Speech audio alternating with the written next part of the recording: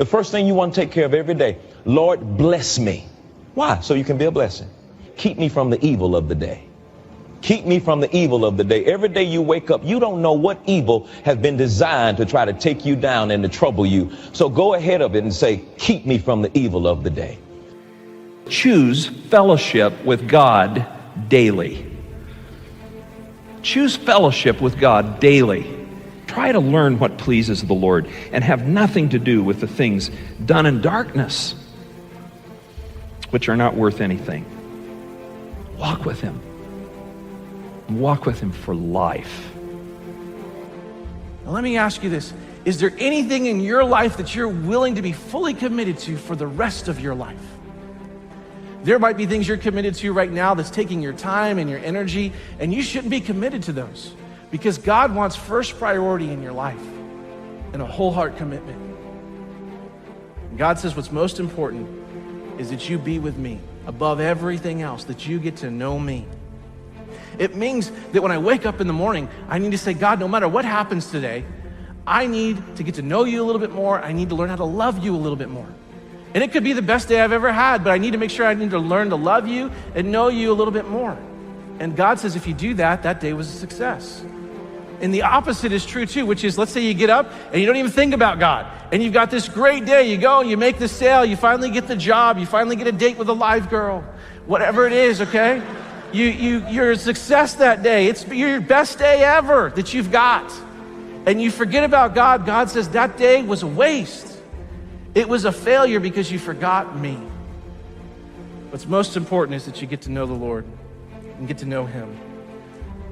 And it's a mistake that you and I make all the time in our lives where we don't think about inviting God into our daily experiences. And we think, God, I've got this. I got my dating. Don't worry about my dating. I've got it, God. I know what I'm doing. Oh, God, don't worry about my work.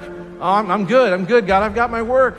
Don't worry about my dreams, God. Oh, don't touch my dreams. Don't worry about them. I've got them. And we totally rule out God. Am I going to put my faith in my own wisdom, in my own power, in my own resources, or am I going to trust God? Am I going to let God do the battle for me and trust His power and His provision in my life?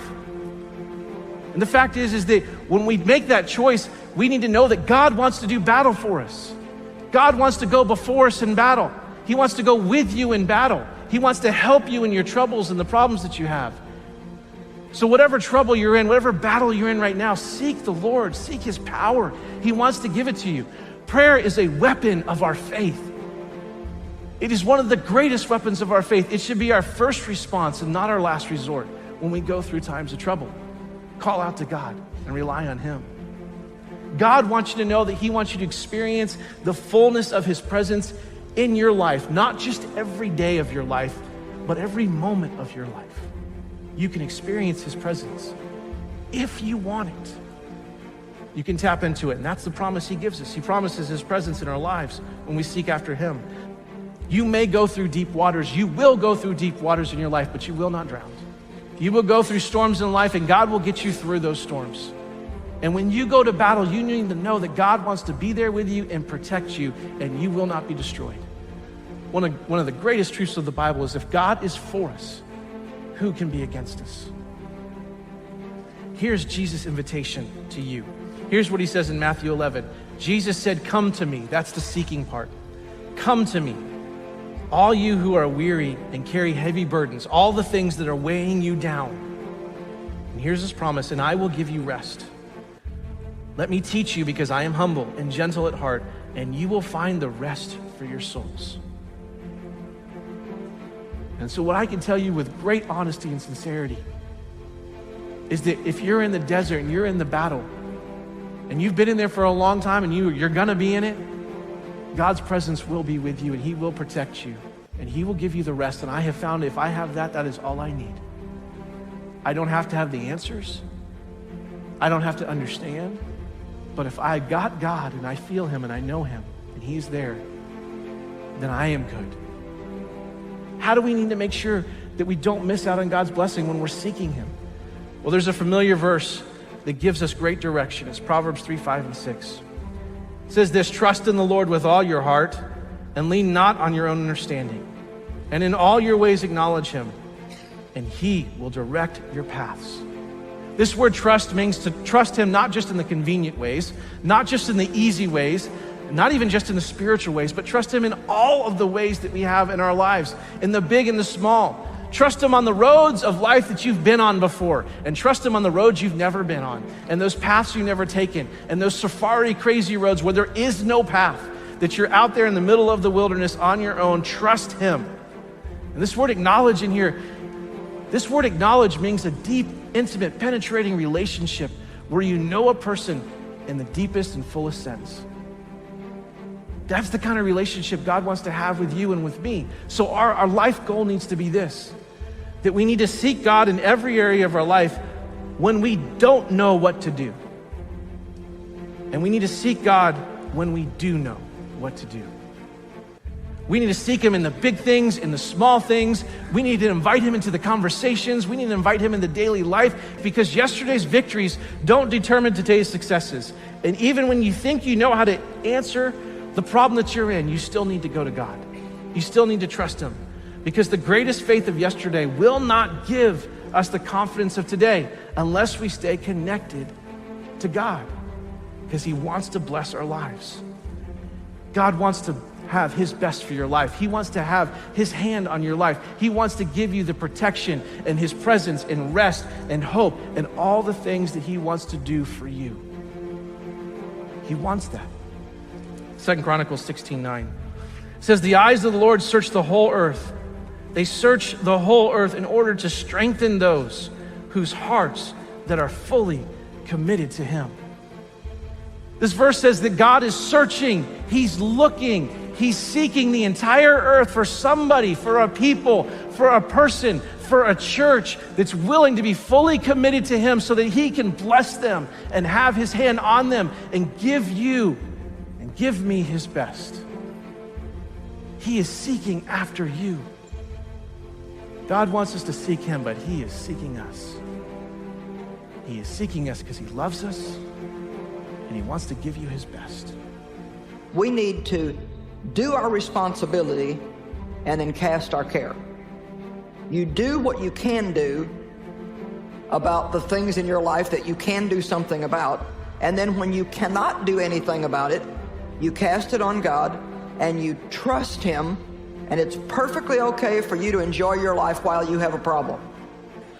I said it is perfectly okay for you to go ahead and enjoy your life while God is working on your problem. It's not that nothing's happening, it's just that you're not the one that's making something happen. So whatever you have going on in your life tonight, don't waste one more day in excessive sadness and grief and depression and discouragement because you can't do anything about it.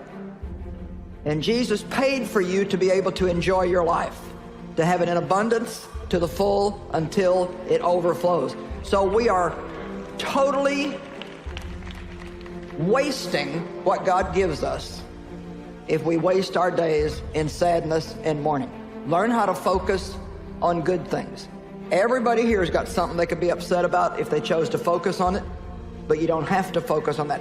And what we focus on is what we magnify in our lives. What we talk about is what we become more consciously aware of in our lives. If there's a problem that needs to be dealt with it, deal with it, but don't focus on it. Think about the possibilities in your life, not the problems in your life. Hebrews 12:2 very simply says, looking away from all that will distract unto Jesus, who is the author and the finisher of our faith. Learn how to celebrate the good instead of grieving excessively over the bad things in life. No matter where you started in life, you can have a good finish. It doesn't really matter where you began, you have got a good finish coming. Let's have a shift in our thinking. Let's have a shift in what